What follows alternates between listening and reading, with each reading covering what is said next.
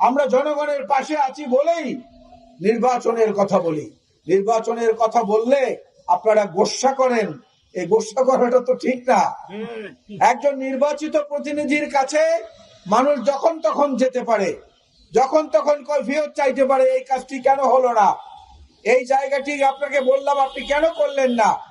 আপনাদের কাছে যাওয়ার সেই সুযোগটা কিন্তু নাই। যেটুকু আছে সেটুকু মাঝখানে দেয়াল তৈরি করে রেখেছে এই স্বৈরাচারের দোসররা। আমরা আজকে একটা পরিষ্কার কথা, পরিষ্কার ভাবে, স্পষ্ট ভাবে আপনাদের কাছে বলতে চাই, নির্বাচন হচ্ছে একটা গণতান্ত্রিক প্রক্রিয়া। একটা নতুন প্রজন্ম 2014, 2018, 2024 তিনটি নির্বাচনে তাদের অধিকার প্রদর্শন করতে পারেননি, অধিকার পূরণ করতে পারেননি। তারা মুখিয়ে আছেন একটা নিরপেক্ষ নির্বাচনে ভোট দেওয়ার জন্য। ওই বাতাসের মতো, ওই নদীর মতো, ওই চন্দ্রের মতো, ওই সূর্যের মতো, সাগরের মতো আমরাও বলতে চাই তাদের অধিকারকে প্রতিষ্ঠিত করার জন্যই আমরা নির্বাচনের কথা বলি।